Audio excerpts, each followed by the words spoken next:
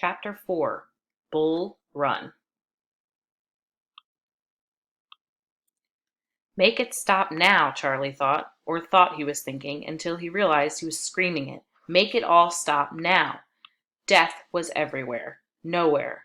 Bullets flew past him with evil little snaps and snickers as they cut the air. Next to him, Massey's head suddenly left his body and disappeared, taken by a cannon round that then went through an officer's horse end to end before plowing into the ground. This can't be, he thought. I can't be here. This is all a mistake, a terrible mistake. I'm not supposed to be here. He had forgotten to fire. The officers had marched them out into a field in perfect order and told them where to aim and fire, and he had raised his rifle, and then the whole world had come at him. The rebel soldiers were up a shallow grade 100 yards away, behind some fallen trees, and they had opened on Charlie and the others before anyone could fire. It was like a blade cutting grain.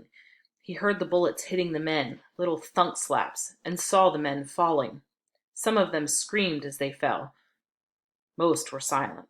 Many were dead before they hit the ground. Many were torn apart, hit 10 or 12 or more times before they had time to drop. The men left standing with Charlie fired. Then the survivors of that round reloaded and fired again, and Charlie aimed in the general direction of the rebels and pulled his trigger, firing blind. The black powder smoke clouded from the rifles and the rebel guns on the hill, and it was impossible to see or to understand anything.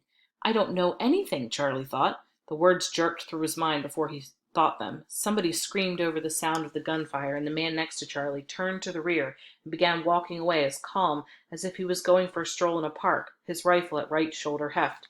Charlie followed him, dragging his own rifle along the ground. He must know something I don't know, he thought. Must have heard something. But the man hadn't gone 4 steps before he was struck in the back several times and dropped on his face.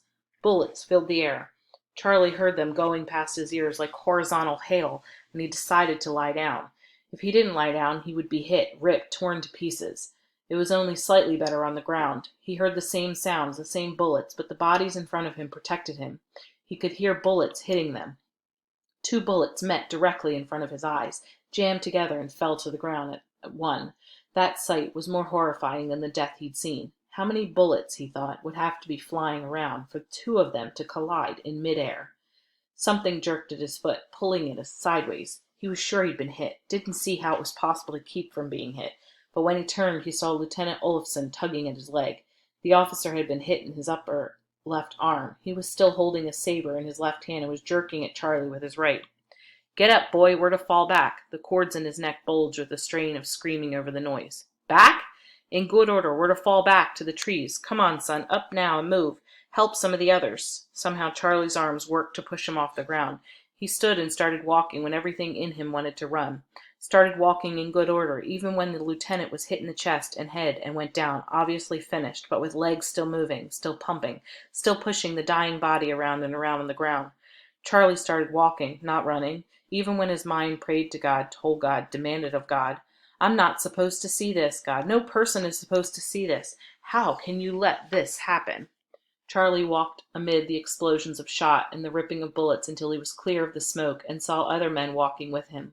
Impossible, he thought, that they could walk as they did in rank. Impossible that they had lived, could have lived through what had come at them, was still coming at them.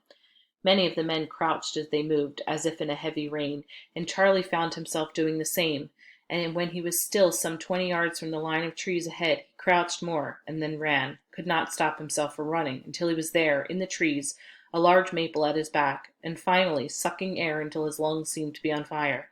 Finally he stopped and leaned over, his hands on his knees, and vomited, heaving until he was empty, and then heaving more, until he felt as if his stomach would come up, until he felt his very soul would leave him. Permission from the publisher was granted for this recording.